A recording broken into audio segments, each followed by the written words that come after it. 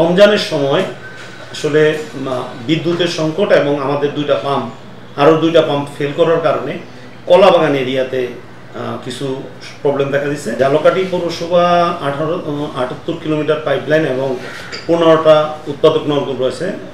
বর্তমান অবস্থানে আমাদের দুইটা পাম্প নষ্ট রয়েছে, ওগুলি থেকে উৎপাদন হচ্ছে না। আমরা ইতিমধ্যে ডিপিএসসিকে অবহিত করছি এবং কলাবাগান এরিয়াতে 2 ইঞ্চি একটা লাইন আছে, যে লাইনটার কারণে ওই এলাকায় পানি যায় না।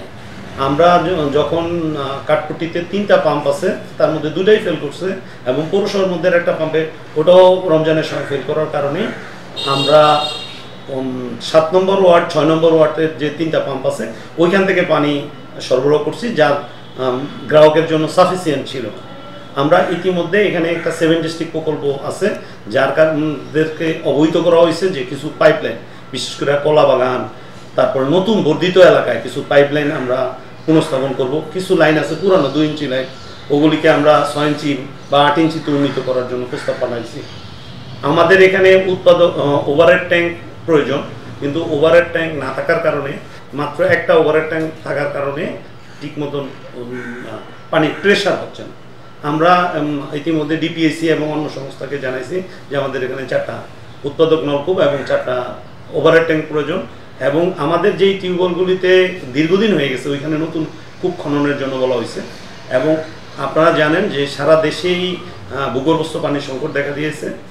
ইতিমধ্যে আমাদের এখানে 7 ডিস্ট্রিক্ট প্রকল্প থেকে ভূপৃষ্ঠস্থ পানি একটা ট্রিটমেন্ট প্ল্যান হচ্ছে, যা ঝালকাঠিবাসীর জন্য একটা সুখবর বয়ে আনবে। এই লাইনগুলি দীর্ঘদিন হওয়ার কারণে কিছু লাইন আমরা বাতিল করব, এবং এই যে নতুন যে প্রকল্প আসছে ওইখানে টোটাল কলাবাগান এরিয়া সহ শহরের অনেক রাস্তাঘাট বর্ধিত হওয়ার কারণে কিছু লাইন বাদ হবে। কিছু লাইনের বয়স প্রায় 30-35 বছর হয়ে গেছে, কিছু লাইন আমাদের চেঞ্জ করতে হবে, পুনঃস্থাপন করতে হবে। এইসব চেঞ্জ করলে এবং আমরা যদি বিশেষ করে কালীতারার যে পাম্পটা আছে ওটাকে পুনঃখনন করতে পারি, বা ওভারহেড ট্যাঙ্কের ওইগুলির যদি হাউজিং বাড়াইতে পারি, এবং আমাদের পরিকল্পনা আছে যে পার্কের মধ্যে যে স্কুলের পাশে একটা উৎপাদক নলকূপ করা যায়, তাহলে এগুলির সমস্যার সমাধান হয়ে যাবে ইনশাআল্লাহ।